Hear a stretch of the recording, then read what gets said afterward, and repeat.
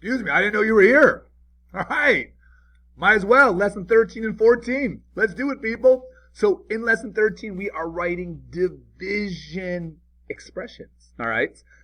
So because it is a division expression, we don't use this guy anymore. All right. So we see that in question number 1. Write an expression showing 1 divided by 2 without the use of the division symbol. Okay. Everything is fraction bar now. Fraction bar does mean to divide, and so that's how we'll be replacing it there. So yeah, that's something we want to be aware of. So let's move down the page here, and let's find some examples that are here. All right, so here we go. Example number 3. All right, write an expression showing A divided by B without the use of the division symbol. Okay, so even though we've got letters, no worries. Hey, A divided by B. Again, using the fraction bar. Write an expression for G divided by the quantity H plus 3. Okay, so here we go. Quantity. Quantity means parentheses. So they're going to be in a group. They're a package deal. Now, it doesn't mean to add, subtract, multiply, or divide. We've got more specific words for that, like sum that we've talked about. That means parentheses and addition. Quantity just means parentheses, so you got to tell it what to do, and there you can see. We're going to take G, and we are going to divide it by, all right, that H plus 3. Now, I know you're thinking here, wait a second, you just got through telling me, don't use that symbol. And I agree. So we're not, but I wanted to show you, like, hey, there it is. That's what it looks like. But when we use the fraction bar, we don't need the parentheses. Fraction bars already mean the top are wrapped in parentheses and the bottoms are wrapped in parentheses as well. So when we write this out, it's just a G and it's just an H plus 3. Now, if we did write it out from left to right, yeah, it has to be wrapped in parentheses. But with the use of the fraction bar, no thank you. So here we go. Let's do the last one. Write an expression for the quotient. Okay, quotient means to divide and to use your parentheses there of the quantity M reduced by 3 and 5. All right. So what we're noticing here is that word and. That's big because that tells me where my division symbol goes. So if we were writing it out from left to right, it would look like this. Because again, and is where my division symbol goes. So it's separating who's to one side and the other. Now, we don't end up using that symbol. So m minus 3 divided by 5. Now, the whole reduced by, not a fan of. All right, we tend not to use that word. So, but it is a good problem from a standpoint of that word quotient making an appearance. All right, so let's see what else we've got going on here. All right, besides me just moving problems all around. All right, let's see. I guess it's going to travel with me here.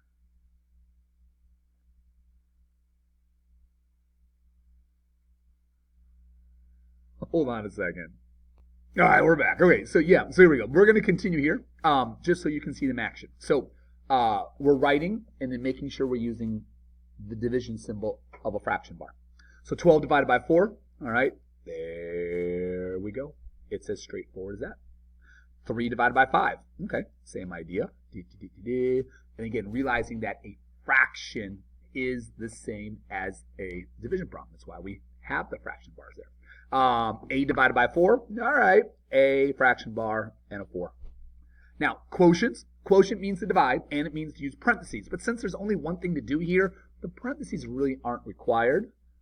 So it's 6 divided by m. They will stay in order, all right? We've got very limited words that make us flip the order around.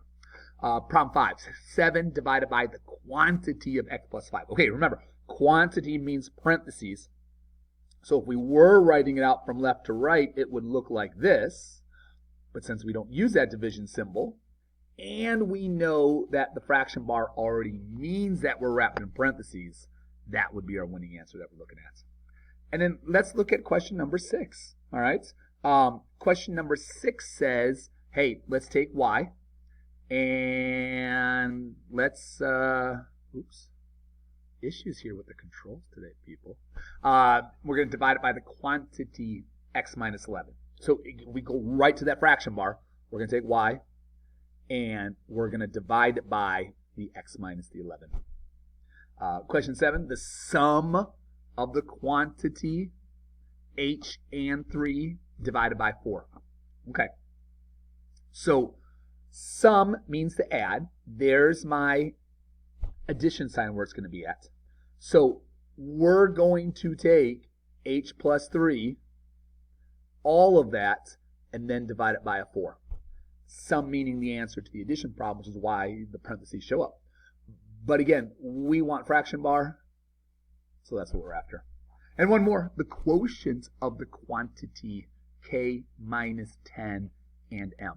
So again, I see quotient, which means to divide, and get ready for parentheses.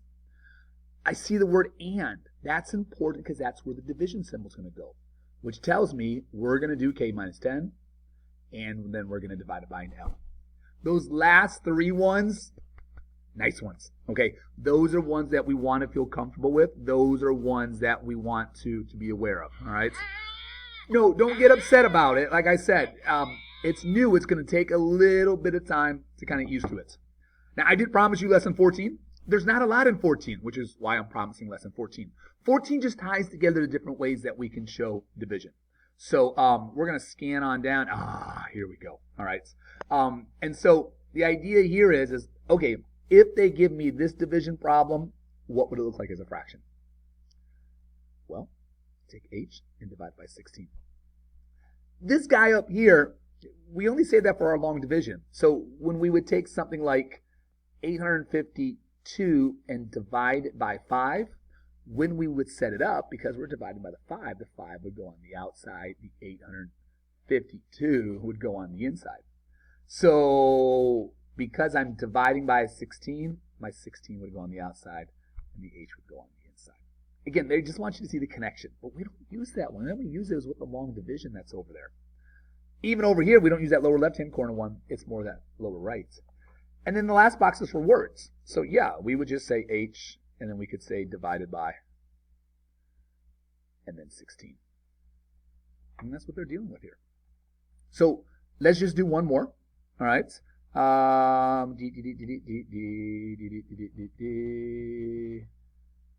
nothing's there. Nothing's there. So we're going to make one up. I'm going to tell you the... Oh, there it is. Woo! There it comes. 7 divided by x. So, all right. We're going to take 7 and divide it by x. We're going to take 7 and divide it by x. And then what we want to keep in mind is, with that division symbol, who we're dividing by goes on the outside. So that x would be on the outside, and that 7 would be on the middle. Again, they're just trying to tie things together. Really, our focus is right here. All right, that's the one that we're going to see moving forward. All right, people, that's it. We're taken care of. I'm going to get back here and finish my my water that's here. We'll see you guys. I've lost the recording thing here. So you can stop if you'd like while I try to bring it back up. But if you want to sit here and watch me try to finish it there. Oh, there it is. Okay. Now I'll say goodbye.